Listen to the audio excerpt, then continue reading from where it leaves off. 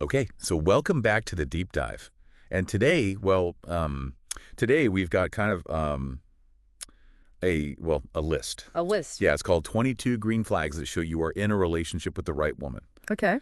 And, it's well, obviously it's a pretty specific list, but we're going to sort of use it Yeah. to look at well, I guess relationship expectations in general. Right, right.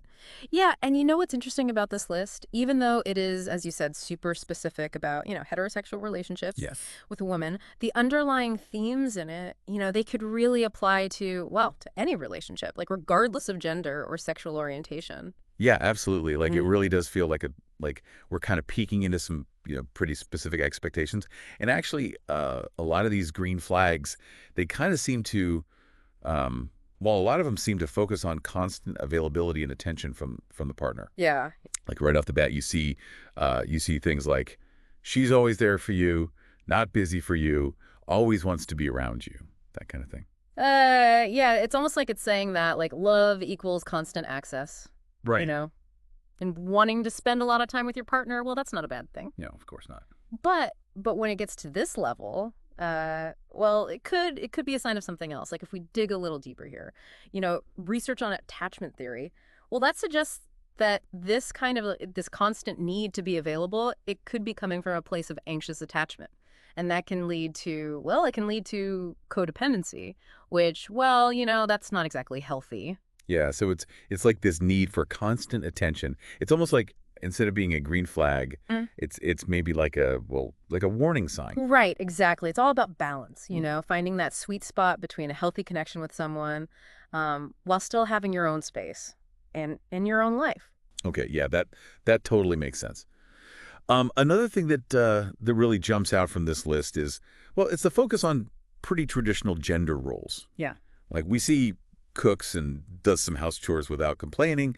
Okay, maybe not so bad on the surface, but then there's a submissive, like, whoa, and even Yeah. respect and obey you. I mean, come on. Yeah, I mean, some of these points, they definitely feel like they're coming from a different time For sure. when, society had much stricter ideas about, what men should do and what women should do in a relationship. Right. But, tons of sociological studies on modern relationships. I mean, they pretty clearly show this big shift towards more equal partnerships Yeah. where couples share responsibilities and make decisions together. So yeah, this list is a little well, a little outdated. Yeah. Out of touch. I mean, it kind of makes you wonder, like how much do lists like this, I mean, how much do they line up with how people actually, with how people actually approach relationships now? Right. Exactly. Yeah. And it's a good reminder, lists like this, they might show you a certain ideal, Yeah. but you really got to think about, well, do those ideals, do they work for you, Yeah. for your values, Yeah. and for how relationships are evolving today? Totally. Okay, moving on.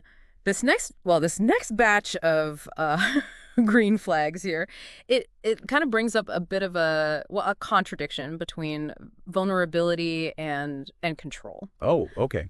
So on one hand, it says like it praises this idea of a woman who is very feminine and not afraid of showing her vulnerabilities, Okay. Yeah. which on the surface that sounds pretty good. Yeah. But then you get flags like never put yourself in a position where you will suspect her, and gives you access to her phone easily. Yeah, it's a little mixed message, isn't it? Yeah. Like the first one, it's all about being open emotionally, which is huge for intimacy. Yeah. But then the other ones, they seem to be more about surveillance. Yeah. About control. And honestly, that can really hurt trust in a relationship. I mean, think about it. Healthy relationships, they're built on trust and respect for each other's privacy, Like if you're demanding access to your partner's phone, well that's not really a green flag. It could actually be a red flag. Right. Yeah, it sounds more like, well, like controlling behavior. Exactly. Actually, this whole gives you access to her phone easily thing.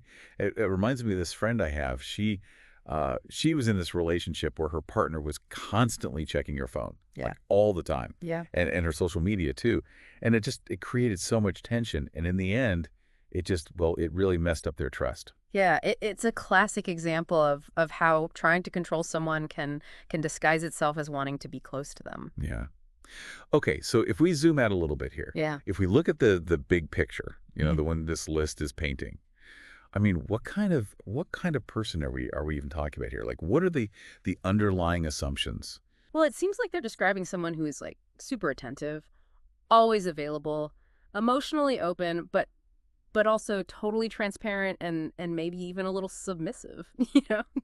It's a pretty specific picture and honestly a pretty idealized one of what a so-called good partner should be. And that's the issue, right? I mean, if we're always chasing this perfect image, well, we're probably going to end up disappointed. Right. I mean, let's be real. Nobody can be perfectly available, Okay. perfectly agreeable, and perfectly open all the time. Right, exactly. I mean, we all have our flaws. We all have boundaries. We all need a little space sometimes. And if we hold ourselves or our partners to these, well, to these impossible standards, it puts so much pressure on everyone, and it can really lead to some unhealthy patterns in the relationship. Right. Okay. So we've looked at these green flags from, well, from a lot of different angles. We've talked about codependency.